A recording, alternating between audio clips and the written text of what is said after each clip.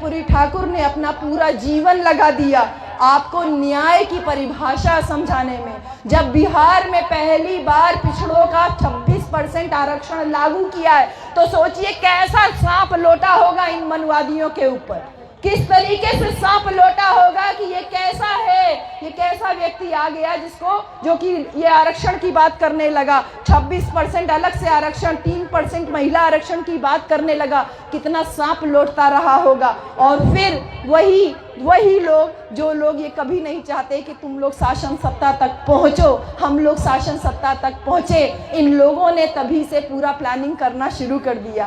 पहली बार गैर कांग्रेसी सरकार देने वाला राज्य बिहार, पहली बार सत्ता के शीर्ष पे बहुजन राजनीति को चमकाने वाला बिहार, किस प्रकार से इसको पीछे किया जाए, इसको नीचे किया जाए, इसकी पूरी कवायद शुरू हो जाती है। कर्पूरी ठाकुर जी के जीवन की एक बात याद आती है। हम सभी लोग मुख्यमंत्री नहीं हैं, लेकिन हमने कोट पहना हुआ है। कर्पूरी ठाकुर जी मुख्यमंत्री होते हुए भी उनके पास कोट नहीं था। विदेश यात्रा के लिए जब जाते हैं, दौरे पे जाते हैं, तो अपने दोस्त का कोट मांग के पहनते हैं जो कोट फटा हुआ था। और जब वहाँ के जो मुखिया थे, चेकोस्लोवाकिया के जो मुखिया थे, उन्होंने जब देखा कि इस भीषण ठंड में एक कोट केवल पहना है, वो भी फटा हुआ, तो उनको कोट वो गिफ्ट में देते हैं। कैसे बने ये नेता, किस तरीके से अपनी सारे सुख सुविधाओं को त्याग करके, अपने पद का कभी घमंड ना करके, यहाँ तक कि उनका बहनोई एक बार उनके पास आता है, कहता मेरी थोड़ी सिफारिश कर दीजिए नौकरी लगाने के लिए,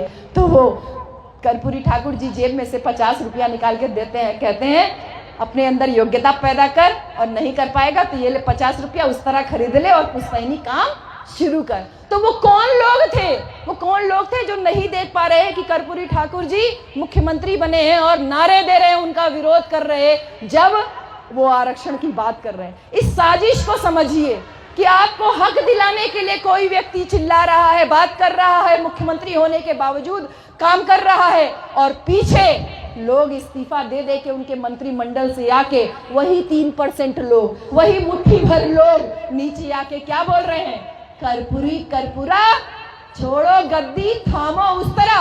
यानी तुम मुख्यमंत्री भी बन जाओ तब भी तुम्हारी हैसियत वो तुम्हारी जाति से आंकेंगे। यही काम उत्तर प्रदेश में जब राम नरेश यादव जी मुख्यमंत्री हुए और कर्पूरी ठाकुर जी का यहाँ का मॉडल देख करके जब उन्होंने उत्तर प्रदेश में 15% पिछड़ों का आरक्षण लागू किया, तो वहां पे भी यही लोग लामबंद हो गए और कहे अरे राम नरेश यादव वापस जाओ और जाके अपनी भैंस चराओ। कौन लोग हैं जो तुमको तुम्हारी जाति से ऊपर नहीं देखना चाह रहे?